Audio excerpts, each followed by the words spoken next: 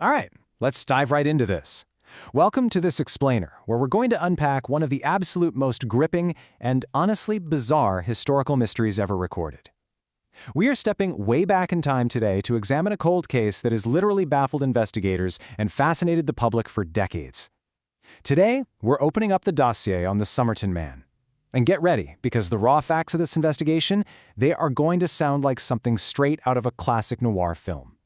But I promise you, every single detail we're about to look at is completely 100% real. I want you to play lead detective for just a second here.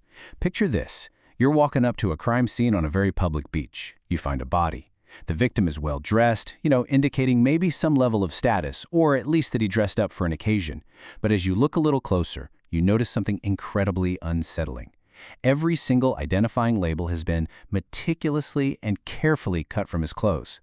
Who goes to those extreme lengths just to erase an identity? What would your very first thought be? Well, this was exactly the bizarre initial scene that investigators walked into. Section 1. The Somerton Beach Crime Scene. Moving right along to our next section, bizarre clues and evidence. Okay, so the year is 1948. The location is Somerton Beach, Australia. And this is where our unidentified man is discovered, basically handing investigators a very strange set of anomalies to catalog. Let's look at the clues. First up, like we mentioned, a well-dressed victim. This wasn't someone who'd been roughing it or wearing old rags. His whole outfit really stood out against the sand. Second is that eerie, completely deliberate removal of his identity.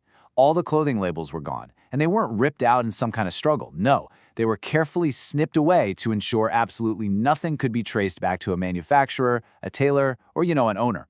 And third, the most baffling clue of the whole shebang, a secret scrap of paper carefully hidden away in a tiny fog pocket. It wasn't a standard ID card, it wasn't a train ticket or receipt, it was something so much stranger. Just let this sink in for a second. The phrase printed on that secret little scrap of paper was Tamam Shud.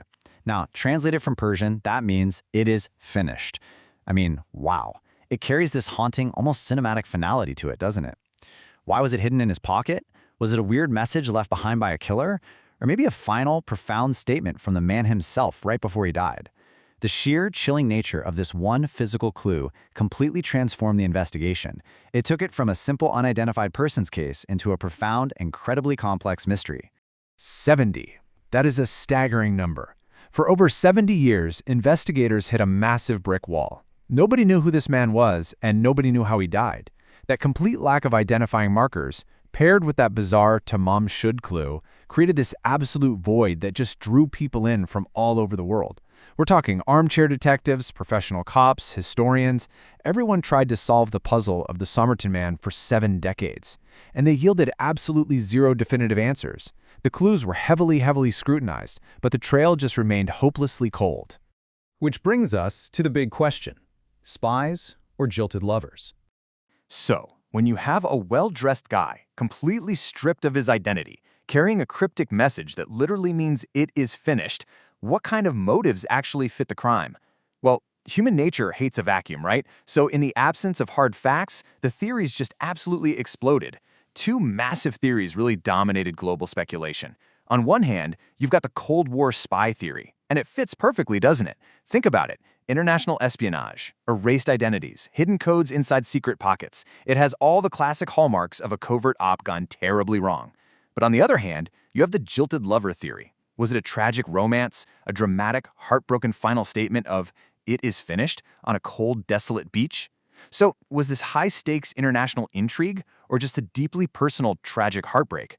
For decades, these were the 2 main possibilities that the public constantly weighed against each other.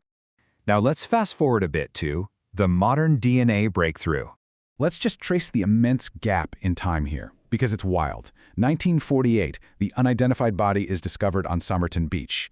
Then, we endure decades upon decades of a global mystery that yields nothing but dead ends. Generations of investigators literally came and went, poring over the exact same few pieces of strange evidence. And then, jumping all the way to the year 2022, a massive breakthrough blew the cold case file wide open.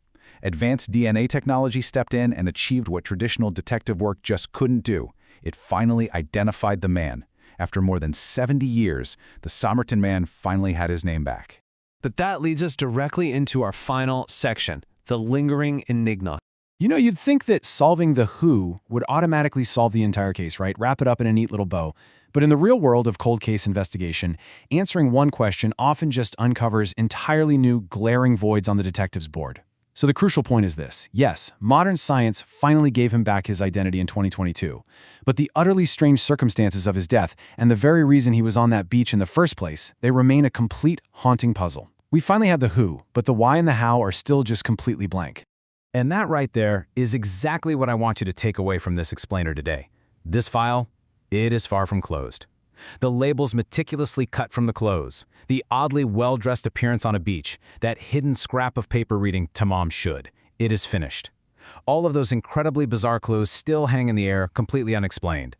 Now that DNA has finally given him a name, the real mystery remains. Why was he there? And exactly how did he die?